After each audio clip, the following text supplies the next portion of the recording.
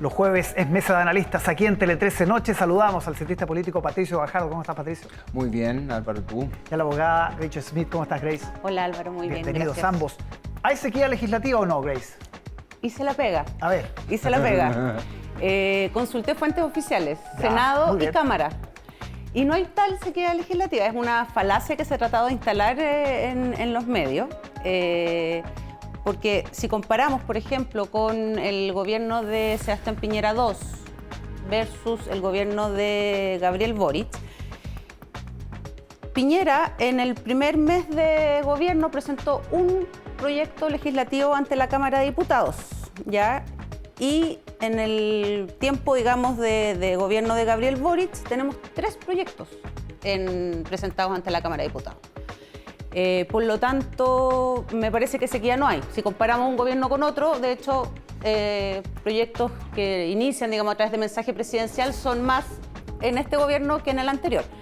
Pero además, yo creo que hay que tener en cuenta que igual la convención, el trabajo de la convención, tiene un stand-by un poco, digamos, para las grandes reformas, si uno quisiera decirlo así. O sea, si un gobierno quiere hacer grandes reformas, me parece que hay que esperar los resultados de la convención, si vamos a tener o no vamos a tener una nueva constitución o no, que establece estas grandes reformas también. Marca un poco los ritmos, Patricio. Exacto. ¿Qué piensas?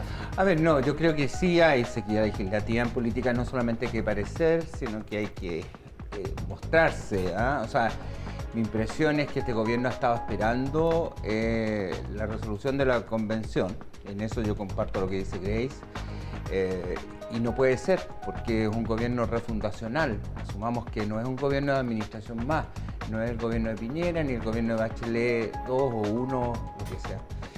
Entonces, no puede esperar. Tendría que, hay 2 reformas, me parecen fundamentales, la reforma de pensiones, la reforma de, digamos, de términos de salud, y que están muy pasivos y sumados a problemas contingentes, como el tema de la delincuencia, el tema de la macrozona sur, el tema de la migración, que pareciera ser que el gobierno no está presente, no marca rumbo hacia ninguna parte y no puede esperar que la convención decida ya el plebiscito se apruebe o se rechace. Y si vamos viendo los resultados, por lo menos de las encuestas, nada dice de que necesariamente el rechazo no pueda ganar. Y si es así, ¿el gobierno Boric se acaba?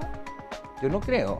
Yo creo que tácticamente y estratégicamente lo que debería hacer el gobierno es ir marcando posiciones distintas y abrirse a la alternativa que el rechazo puede ser o que pudiera generarse un acuerdo político que permitiera una tercera vía y que por lo tanto el gobierno también plantee sus propias reformas desde antes. Pero en ese sentido, Pato, a ver, tú dices, tiene que parecer y no solo serlo.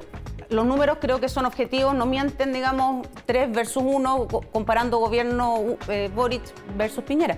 Pero además, por ejemplo, el tema de reforma de pensiones, efectivamente yo creo que había que esperar el resultado del proyecto del quinto retiro, tanto del Congreso como el presentado por el Ejecutivo, porque eso te va a indicar, digamos, con cuántos fondos además cuentas para hacer un sistema, una reforma al sistema de pensiones. No es llegar y presentar un proyecto de reforma de pensiones. ¿Por qué? ¿Porque va a haber un zarpazo?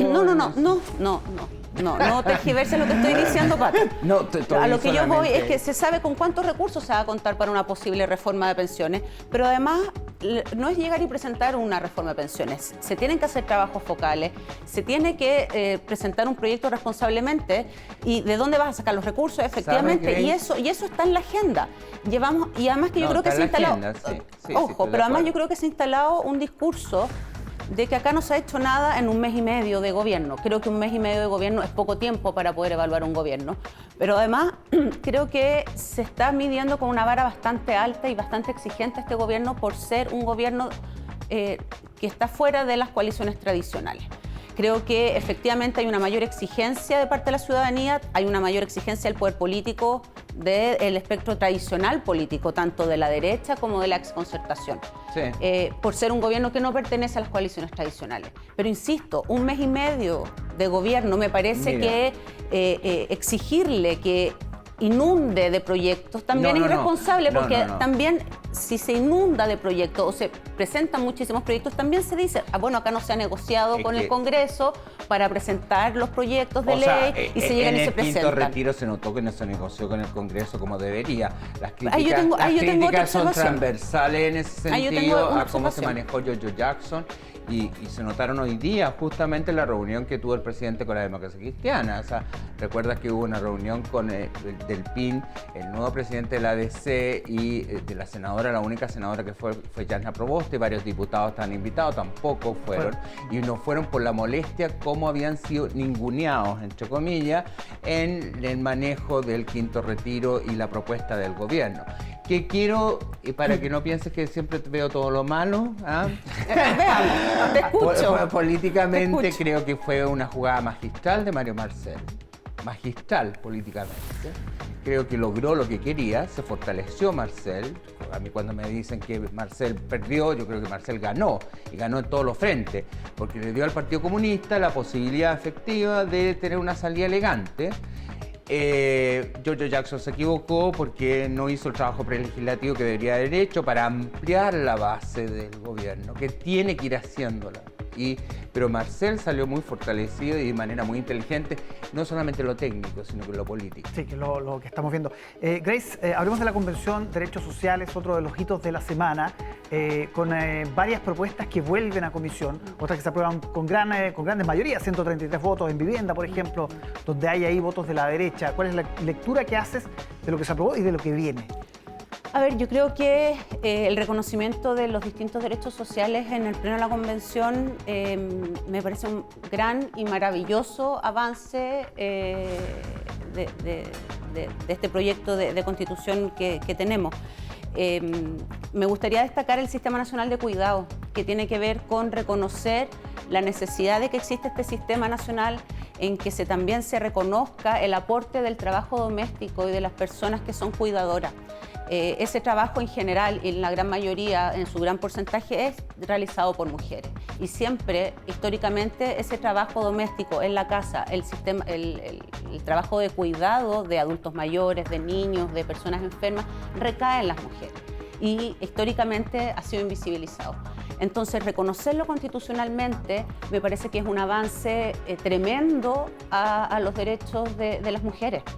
Patricio, ¿alguna inquietud con lo que se...? Yo creo que hay una serie como de ilusiones, porque no me refiero que ese derecho me parece muy importante, yo creo que es muy relevante y efectivamente son las mujeres las que se llevan la carga pesada en términos de los cuidadores, pero creo, por ejemplo, el derecho a la salud, en la cual casi se suprime la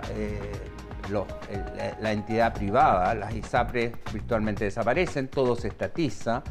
Es un sistema integrado. Es un sistema integrado. No se estatiza todo, es un sistema integrado. Claro, vamos a ver cómo se legisla después, pero en el fondo crea trabas e impide, digamos, dificulta muchísimo para una persona tener un seguro privado. El seguro privado va a poder existir, pero en el fondo el porcentaje que uno destina a la salud va a ir todo a un fondo común. No queda resuelto ni en el quinto retiro y hay un nivel de desconfianza enorme sobre el manotazo que yo mencionaba. Yo creo que, y en ese sentido, hay como una contradicción entre lo que plantea el Congreso cuando le pide justamente a la oposición que se llegue a acuerdo en relación al tema de que no se van a expropiar los fondos de pensiones. Y por otro lado, la convención señala que bueno, eso no es necesario porque eso lo vamos a resolver nosotros, o no es necesario resolverlo con un acuerdo por escrito. Y por último, la reforma tributaria.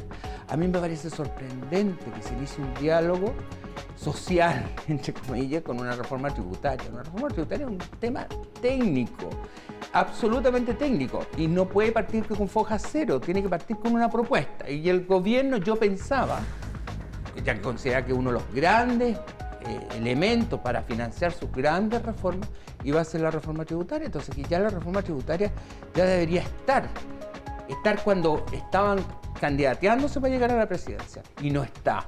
O sea, yo creo que lo único que están haciendo con este diálogo social es ganar tiempo. Sí, ahora la convención, los puntos que quedaron pendientes, Grace, sobre todo en derechos sociales, Hay algunos que se van, educación, por ejemplo, se ve de difícil resolución considerando lo insistente que han sido. Hubo una propuesta ciudadana que no se consideró, pero que son claves para los convencionales de derecha, el derecho a elegir, ¿no? El derecho preferente de los padres, todo eso. ¿Cómo ven la resolución de ese tema? A ver, no me voy no me voy a meter, digamos, o no voy a mencionar en específico solamente el derecho a la educación, sino que otros temas, pues, como sistema político, etcétera, en que yo creo que como país le tenemos un poco de miedo al diálogo, a no... ¿Tú crees que existió diálogo en la convención? Te lo pregunto... Pato, pero déjame sí, no, terminar el punto. Yo te dejo terminar. Déjame terminar Absolutamente, el punto. Grace, tú sabes. El diálogo significa que no necesariamente las partes van a estar de acuerdo en el 100% y es por eso que se rechaza en el pleno y vuelve a la comisión, etcétera, etcétera. Está el derecho a disentir y volver a dialogar, volver a negociar, y eso sí se ha hecho. A ver, insisto, y lo hemos conversado en otras oportunidades, los 2/3 no es un quórum bajo, es un quórum muy alto. Muy alto. Sí. De hecho, cuando se aprobó el quórum de los 2/3 en su minuto, ciertos sectores decían, se bajaba el quórum, etcétera, etcétera, y yo en su minuto también lo dije. Creo que los 2/3 no benefician ni a un lado ni al otro. Es un quórum en que estos grandes acuerdos de cómo construimos este país, de cómo vemos este país, cómo nos imaginamos Chile en el futuro, requiere quórum alto. Y se han cumplido en las normas, por lo tanto, que no se llegue a acuerdo en el Pleno y vuelvan a la comisión que corresponda, digamos, cada proyecto, me parece que es un buen síntoma de este diálogo. Yo no creo que ha existido diálogo, solamente muy breve, y creo que la Comisión de Armonización si logra armonizar la Constitución, debería ganar el premio Nobel.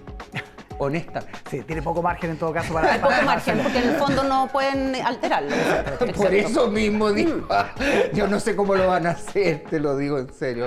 Patricio, Grace, nos encontramos el próximo jueves para seguir analizando la actualidad. Que esté muy bien, buenas noches. Gracias a ti, Alba.